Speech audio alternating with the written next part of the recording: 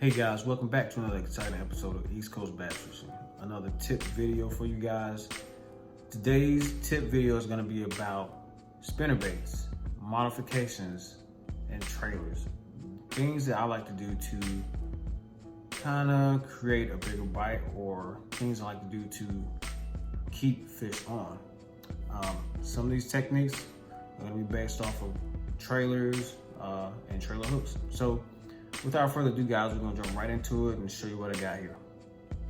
All right, guys, what we have here are two spinnerbaits, both in a 1/2 ounce, and one we have a super fluke on, and one you have a small junior size or finesse size little dipper from Reaction Innovations.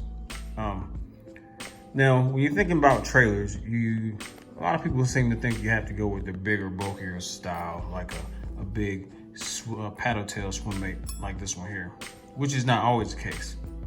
Me personally, I like to go a little bit smaller, especially if I'm going to be using a spinnerbait that's already in the 1/2 ounce size. I don't want to put a bigger, bulkier bait on it that's going to give it too much weight. So, with that being said, we can go over here to another 1/2 ounce spinnerbait, Ware Eagle. Got a little bit of dial in there, but that's okay. This is gonna be a more finesse or kind of a subtle presentation as far as your trailer versus your standard paddle tail. This right here can get some big bites a lot of times when the water is a little bit cooler than normal.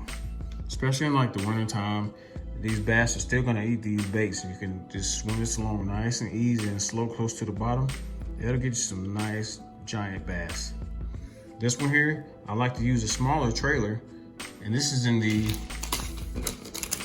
smaller size here. I want to say this is it doesn't say on here. It's about a 3/4 inch Reaction Innovations little dipper. It's called White Trash. So, smaller presentations, guys, can get you some decent sized fish. You want to kind of use these trailers to match the hatches, something to kind of get these bass to key in on. You don't always have to go trailerless, so to speak, on your spinnerbaits. Putting this on, this little small one is not gonna give you that heavier presentation. It'll be perfectly fine.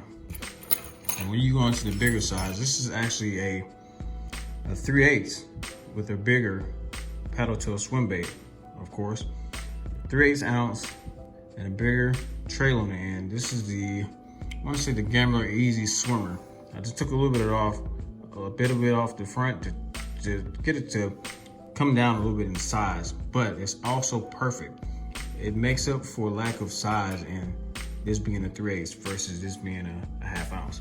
My personal preference, guys, is gonna be that 1/2 ounce, whether it's the all white here or my personal favorite as far as blades is the gold and silver willow leaf. I really don't care too much for the blades that has the ridges in it. For me, it just causes a little bit more resistance than I would like or prefer. I just like it plain Jane, just like this, with no ridges. Perfectly fine. These blades are gonna give off the perfect amount of flash and vibrations that you need. Also, I don't have them with me. I'm gonna throw up in a picture up in this corner, right over here.